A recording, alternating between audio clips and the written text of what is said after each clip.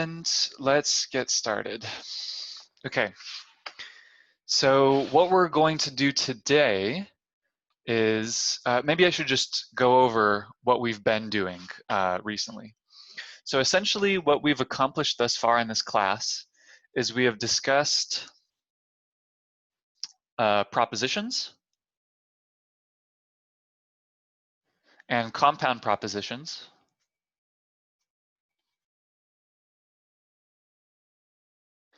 We've discussed logical equivalence.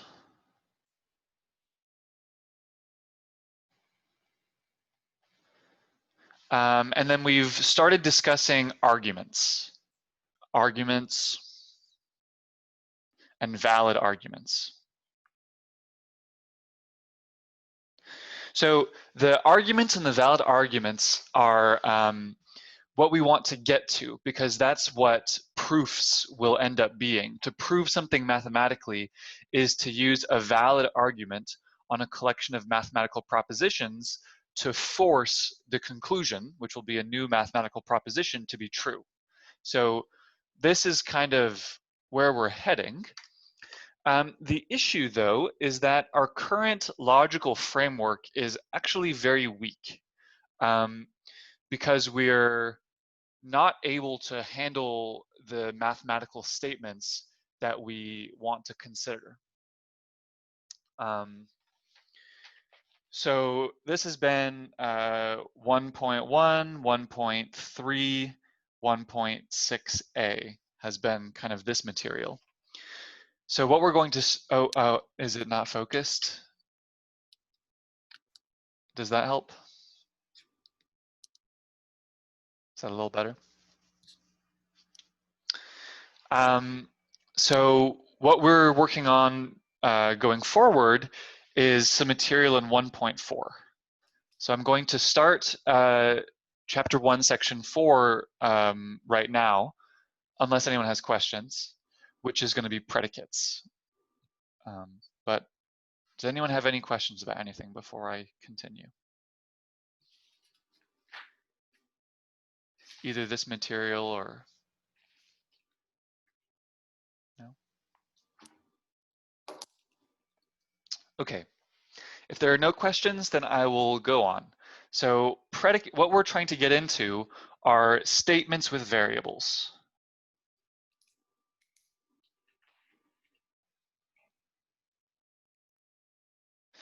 So for instance, an example is a statement like this: x is greater than 3. So notice that this currently is not a proposition. Can someone tell me why this is not a proposition? Because x is not defined. Right, exactly. This is not a proposition because we haven't said what x is, and so we can't actually ascertain the truth value of this. And another way to think of it, yes, thank you, is that at this point, we can't say whether this is true or false. If we replaced x with some value, then we could say whether it's true or false. So in this kind of statement, this is called the variable. And the part of the proposition that says is greater than 3, this is called the predicate. And this is going to be what's called a propositional function.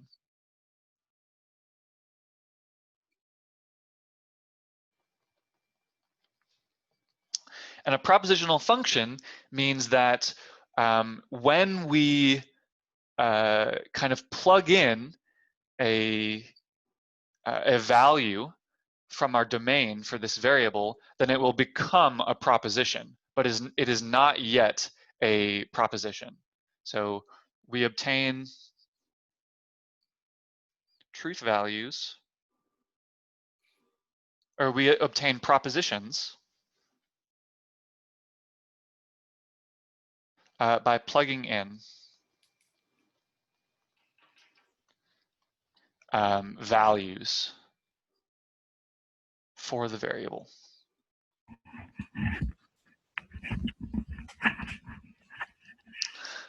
So for instance, if my And so usually these propositional functions will be written p of x. So this is some propositional function which depends on x. So p of x is going to be x is greater than 3, say. And then when we plug in a certain value for x, we can actually ascertain whether this proposition, the proposition that results, is true or false. So for instance, p of 1. Is p of 1 in this case true or false? Right, it's false. And p of pi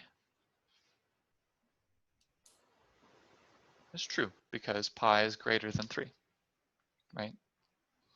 So essentially what we need to develop is the logical framework to handle statements involving variables, essentially.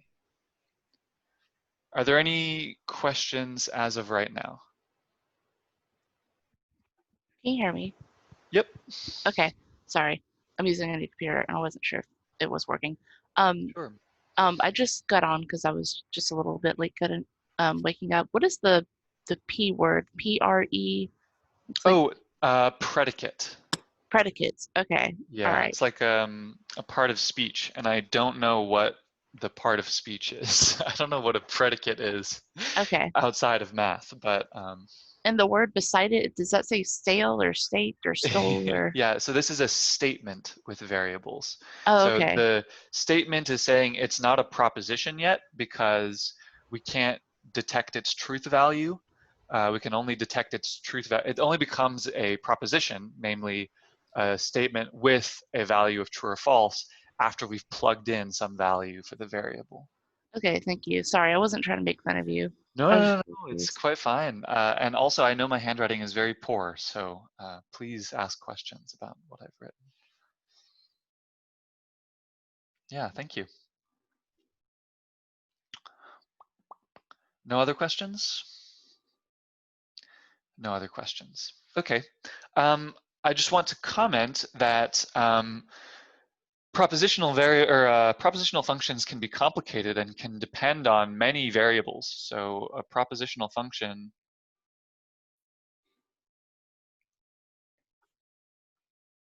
could be, for instance, p of x, y, z.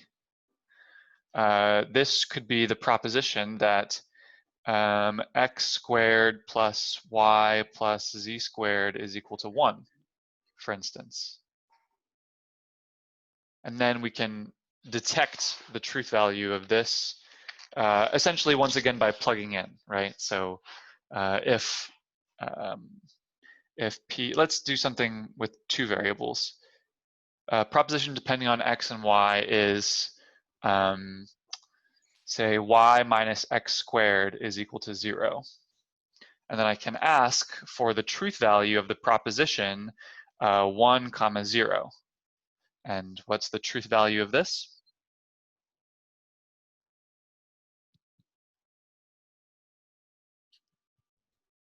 False. Yeah, this is false. What about the, let's see, proposition of 2 and 4?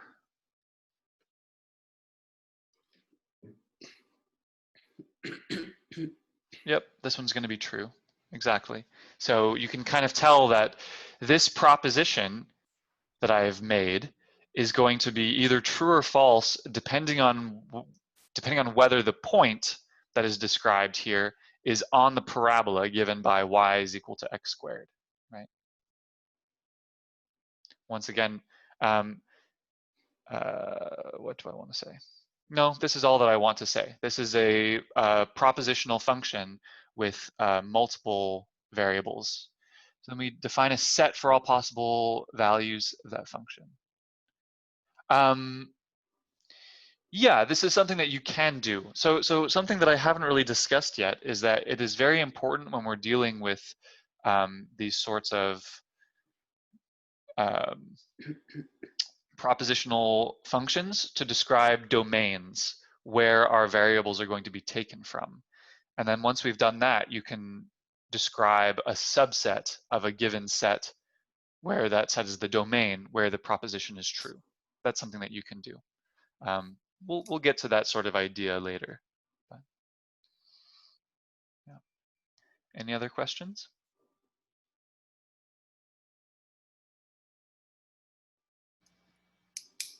No? Okay. So what do I want to say now? So one way of producing a proposition from a propositional function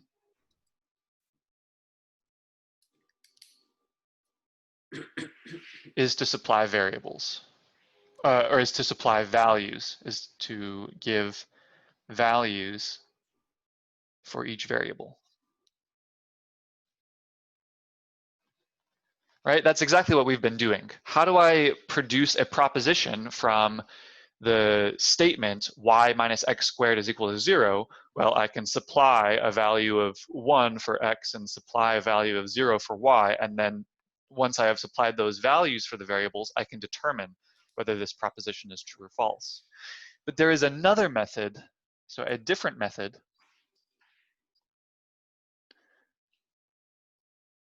of producing propositions from propositional functions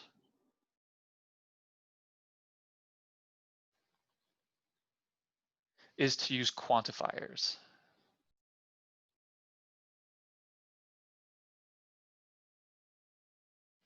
Okay, so now I will go into quantifiers.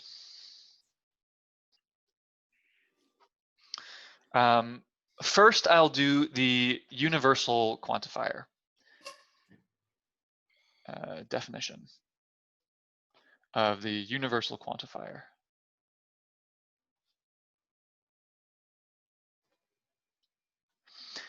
If p of x is a propositional function,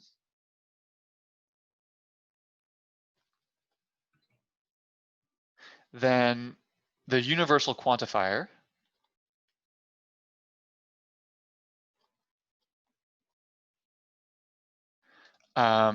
is the statement, or is the proposition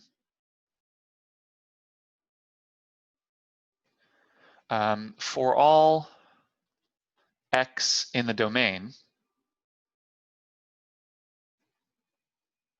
p of x. And it is true, this proposition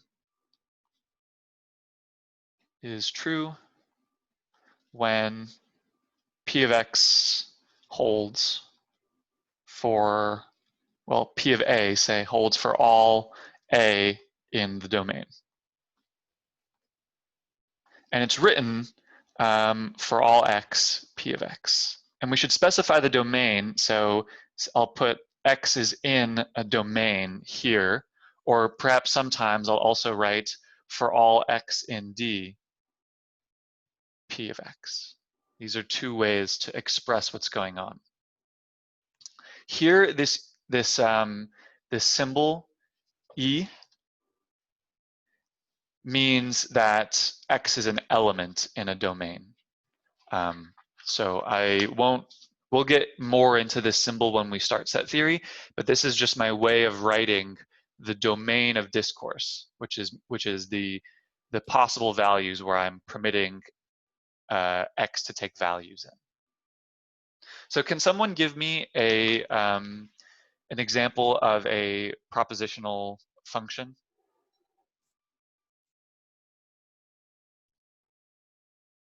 For instance, relating to people. Well, let me start off with an example. So for instance, p of x is going to be the proposition x is in my 381 class.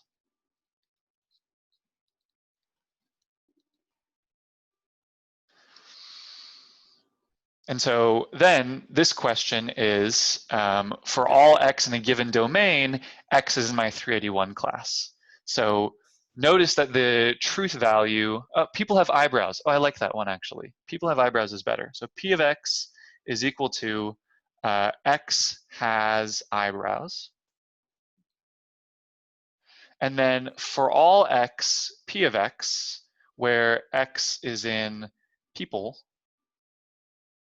what is the phrase, can someone say or write, for all X, P of X?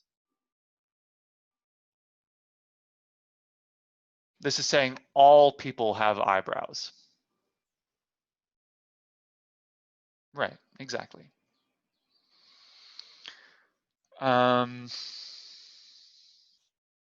Okay. And yeah, exactly. For all people, people have eyebrows. For all X, where X is a person, that person has eyebrows. And I believe that this is a false statement because there are definitely some people who don't have eyebrows.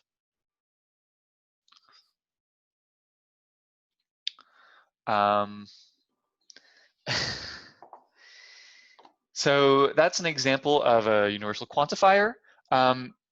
A value X such that P of X is false is a counterexample. It is called a counterexample.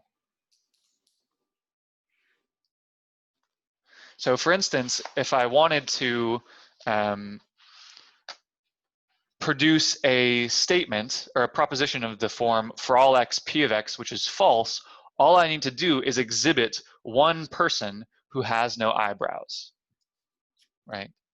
Or perhaps a better way, a more approachable false universal quantifier statement is if X, P of X is the proposition X is bald, then the proposition for all X, P of X, where X is in the set of people, this is false because this is the statement that all people are bald.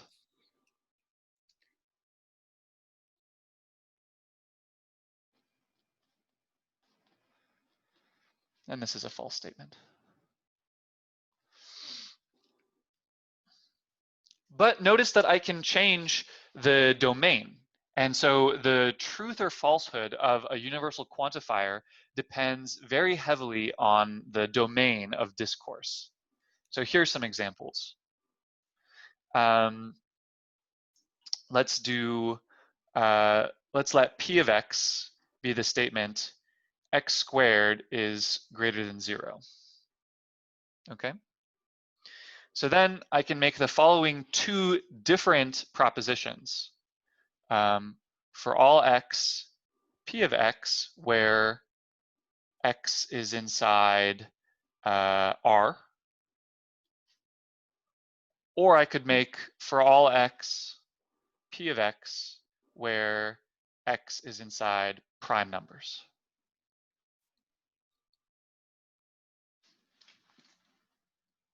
So can someone tell me whether this proposition is true or false?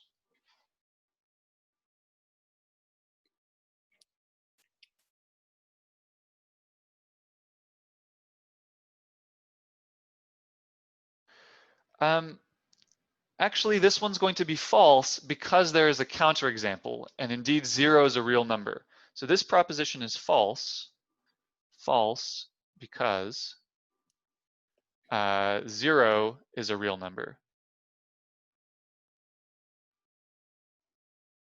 And 0 squared is equal to 0. So it's not the case that 0 squared is greater than 0. Any questions about why this is a false proposition?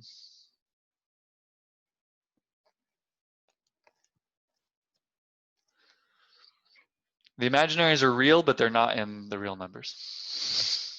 So they don't count for this discussion. Okay, on the other hand, here, for all X, P of X is the same propositional function, but X is now in the prime numbers. Now, is this proposition true or false? Right, this one's true because all of the prime numbers are positive integers, and positive integers have squares that are greater than 0. So the important remark here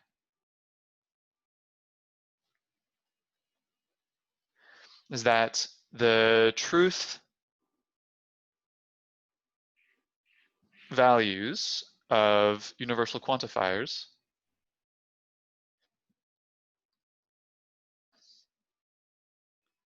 depends heavily on the domain. And in the book, you'll see all sorts of cases where the domain isn't specified, and that's kind of bad practice. I mean, what the book is doing is fine, but I just want you to remember that it's very important whenever you're actually trying to discuss the truth or falsity of a, that's not a word, when you're trying to understand the truth value of a universal quantifier statement, the domain plays a critical role. Any questions about this?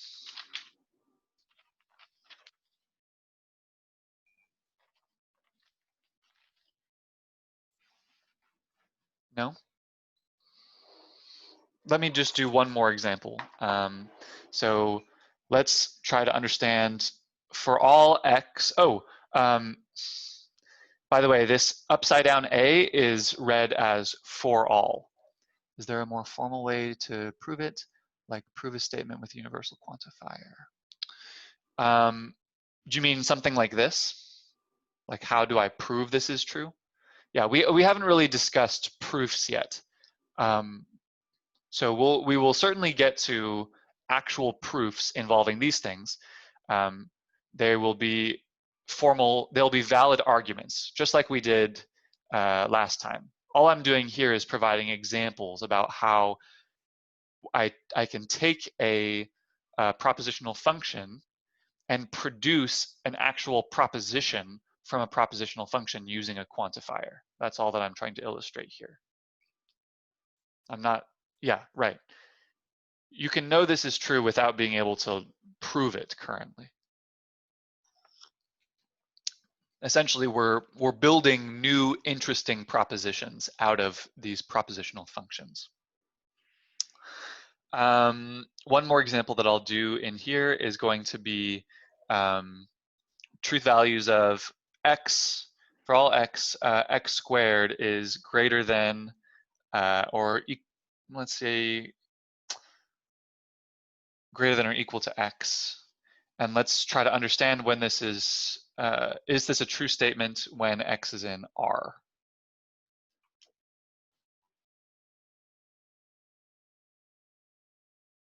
So this is asking, or this is the statement, for all real numbers, the square of the real number is greater than or equal to that original real number. And this is definitely false. And an example is that 1/3 squared is equal to 1/9. Greater than or equal to 1/3 is a false statement. Right, exactly. It's going to be false for real numbers that are in between 0 and 1. On the other hand, we can consider the proposition for all x, x squared greater than or equal to x for x inside the integers. By the way, are we comfortable with my using these symbols for real numbers and integers?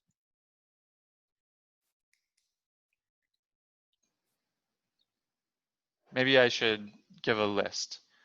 R are the reals, Z are the integers, C are the complexes, Q are the rationals. Why is it Q and not R? It's a nice Z. It's good to practice these bold-faced letters. I think they're nice to write down.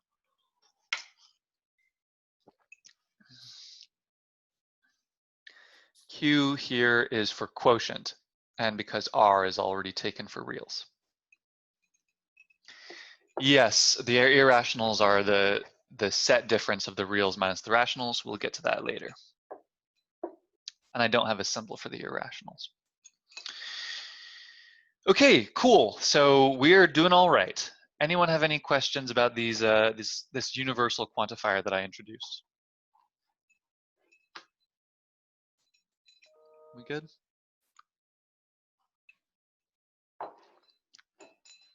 Okay, no one's saying anything, so we're good. Next, we have the existential quantifier.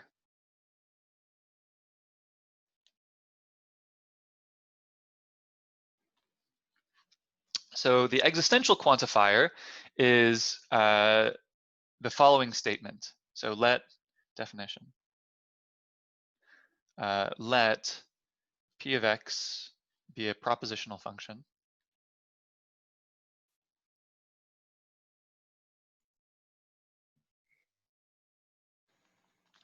Then the existential quantifier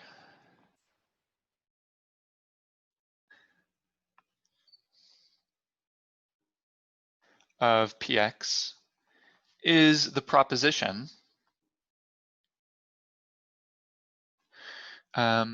there exists an element x of the domain such that px. So the universal quantifier was every element in the domain satisfies the proposition or the propositional function px. Here, this is only asserting that there exists some element of the domain which satisfies p of x. And this is written, there exists with this backwards e of x such that p of x, and once again, we should have a domain. So x inside the domain, or sometimes I'll write it, there exists an x in D such that p of x.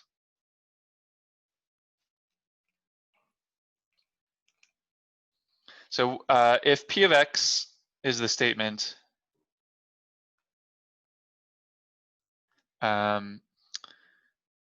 x has eyebrows, then what is the statement exists x such that p of x for x in my 381 class?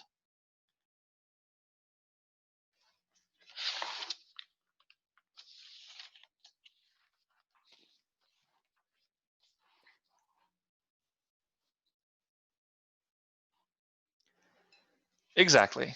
The statement exists x such that p of x, where the domain is in my 381 class, is the statement there exists a person in my 381 class who has eyebrows.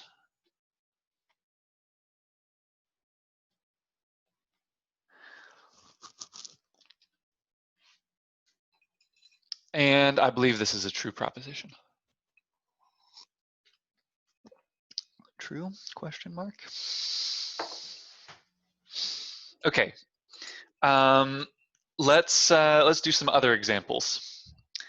So let's examine the following. Exists an x such that x squared is greater than x where x is in Z. What is this proposition saying? Can someone either write it out or say it?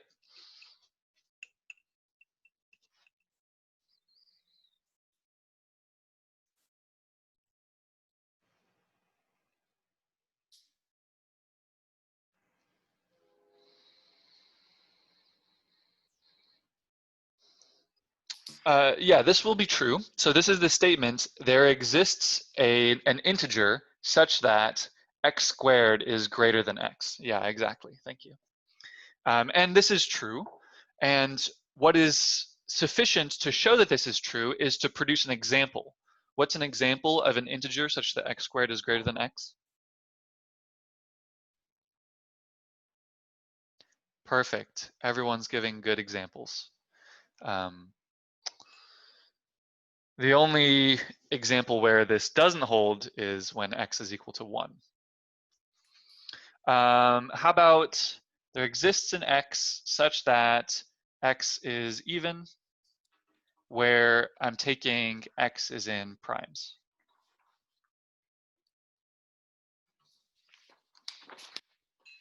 This is also true because there exists a prime called 2, which is even. So what I want to kind of point out is this this difference between the existential or the universal quantifier and the existential quantifier. So so for a statement for all x, p of x, where x is inside a domain, it's kind of easier to think about showing that this is false, because to show this is false,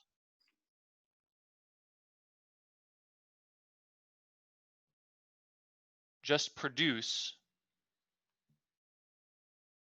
an element A such that P of A is false. On the other side, if I'm trying to show exists an X such that P of X, to show this is true,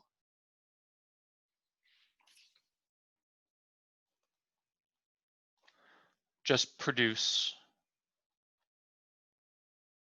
A in D such that this is X in D. P of A is true, right? On the other hand, if you want to show that for all x, P of X is true, if you want to show this proposition is true, you need to know it for every single element in your set. And similarly, to show that this proposition is false, you need to know that P of X is false for every single element in your domain. Does this kind of make sense? Does this, what I'm describing, sound reasonable?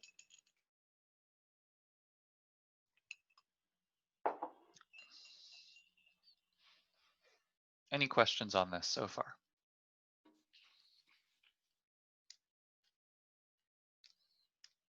Okay. Let's do one more essentially a quantifier, which is a way of producing a proposition from a propositional function.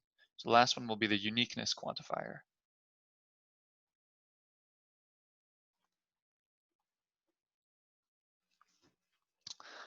So this is going to be defined as follows. Let P of X be a propositional function.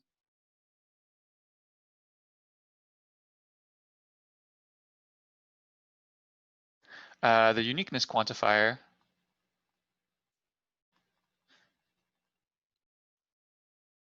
of P of X is the statement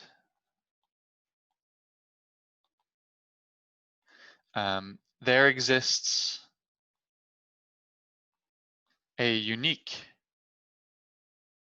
element X in the domain.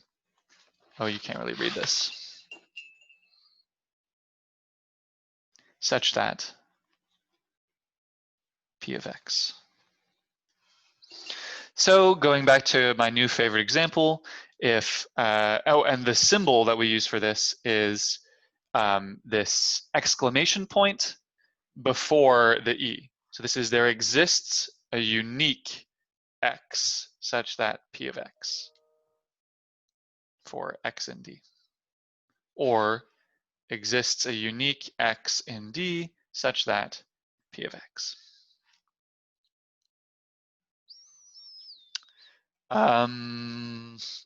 Exclusive as existential.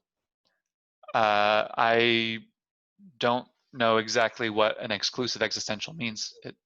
It's just saying that there exists a unique thing.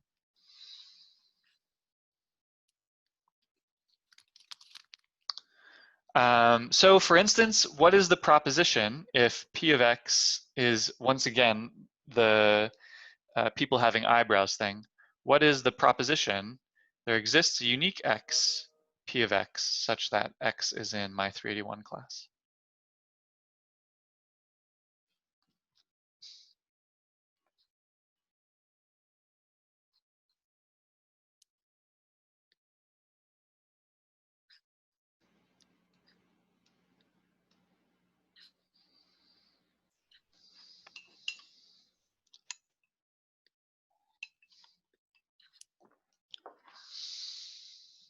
Would it be that there exists only one person? There exists exactly one person, yes. So there exists a unique person who in the 381 class who has eyebrows. That's one way to say it. There's also, there exists exactly one person in my 381 class with eyebrows.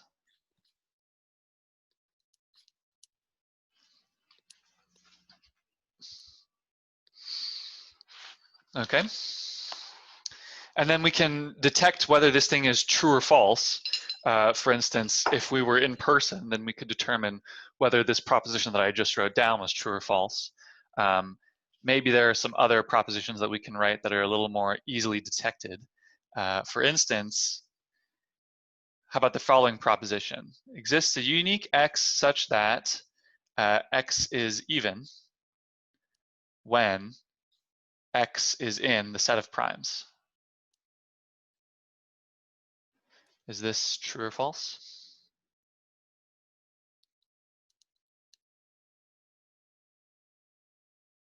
Yeah, this is true. And this is saying more than my previous existential. This is saying there is a prime which is even. That's true, namely true. But also that every other prime is odd. That's also true, but I don't expect y'all to prove that. It's just something that we can know. This is a true proposition. It's either true or false. We've built a proposition out of a propositional function and a domain. How about there exists a unique X such that X is odd with X in Z?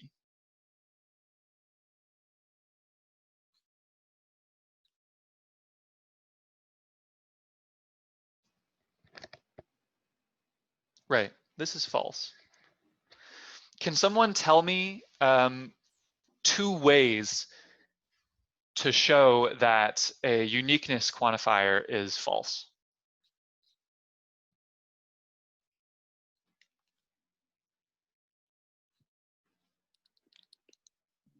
You can show that it's true more than once in the That's domain. one way.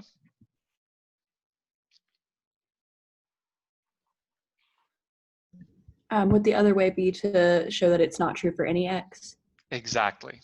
Yep. P of X, or let me say, P of X is false for all X in D, right?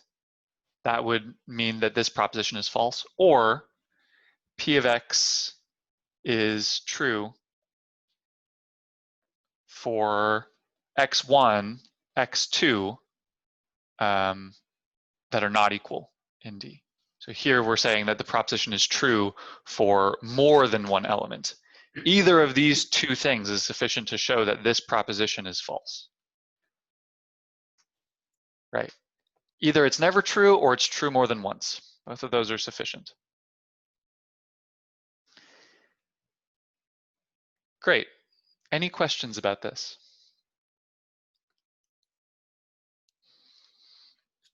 Is this making sense?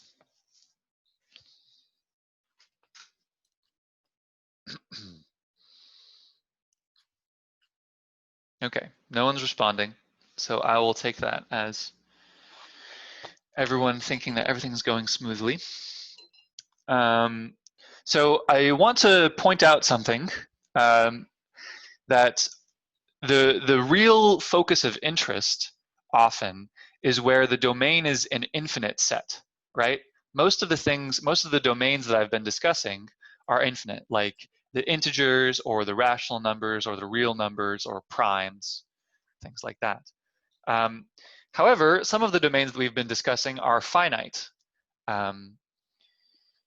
So what I want to discuss is over finite domains,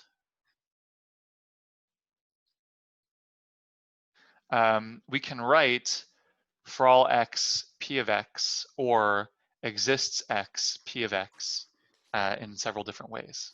We can write these using ands or ors. So for instance, if D is a finite set, we haven't really gotten into sets yet, so this is kind of a not good thing, but D is a finite set. So D is equal to x1 through xk. Can someone tell me how to write for all x p of x?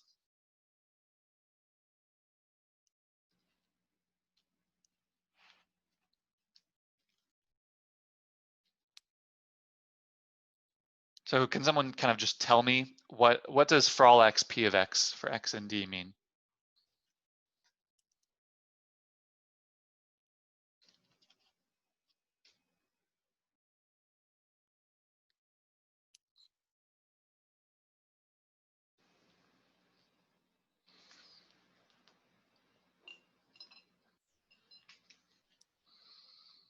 It means that there is a propositional function, p of x, which is true for all of the elements in the set,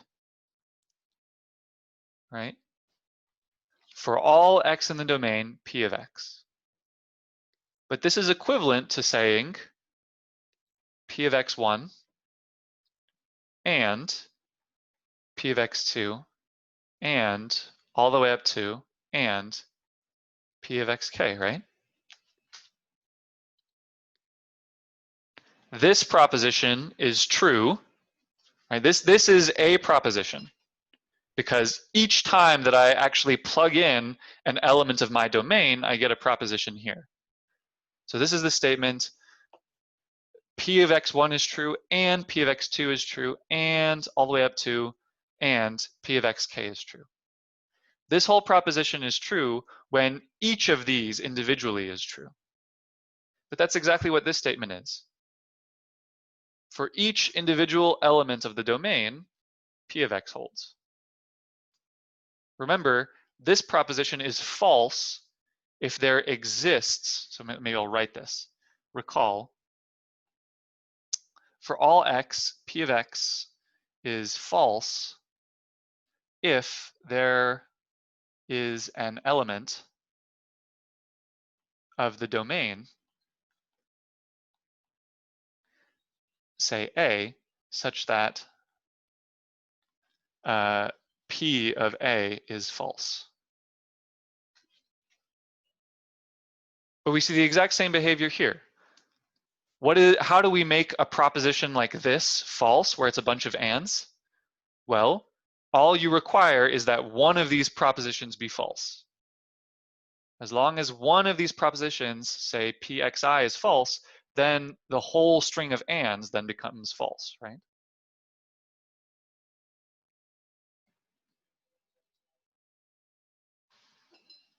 Any questions here?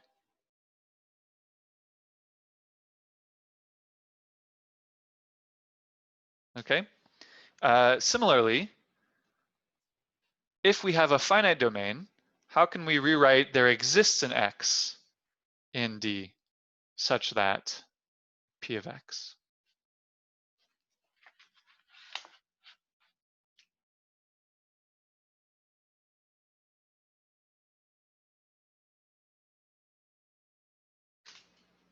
Yeah, exactly. We just do a bunch of ors. This is equivalent to p of x1 or p of x2 or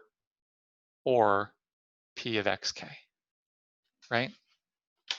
This thing is true as long as there exists some xi in the domain such that p of xi is true. But that's exactly the same over here. This big proposition given by a bunch of disjunctions is true when at least one of these individual terms is true. And similarly, this is true when at least one of these terms is true, but that'll produce the same thing over here. So essentially, these existential quantifiers or universal quantifiers are propositions that you already could construct if the domain is finite. They're genuinely new propositions if the domain is infinite, right?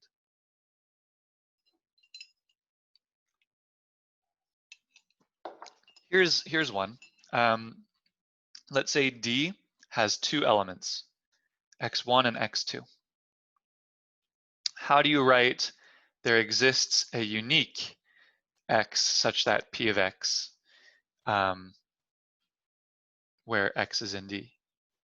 How would you write this in terms of ands and ors?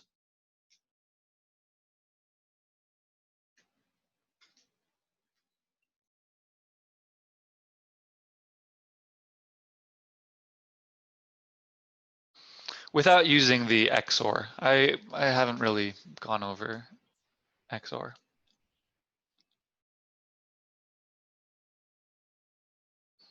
Although it is XOR. So maybe the harder question would be if I had 3 elements here. Yeah, maybe I'll write this one. So here, I would write this exactly as P of x1 or P of x2 and not P of x1 and P of x2. So this is exactly XOR if you remember, I don't even remember if we discussed XOR, but here's one way to think about it. A more challenging question perhaps would be, can you write it out exactly what it is if D is equal to a 3-element set, x1, x2, x3?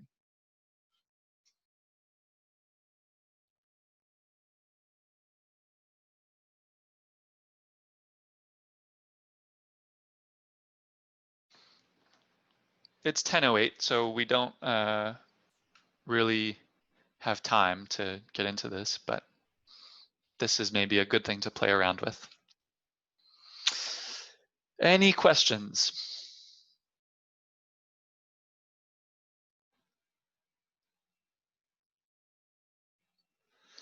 Okay, great. Yes, there will be homework. So the homework was due today.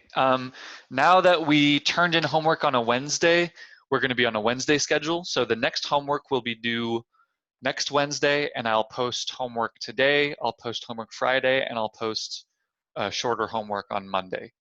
I'll probably only post 1 or 2 problems on Monday so that you don't have to cram it all in 2 days. But yep. I can email you back, Stefano.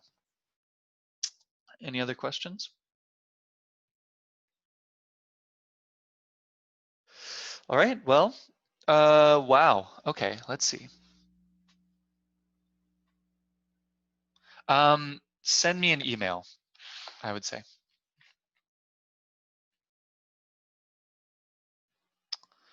Okay, well, have a lovely Wednesday, everyone.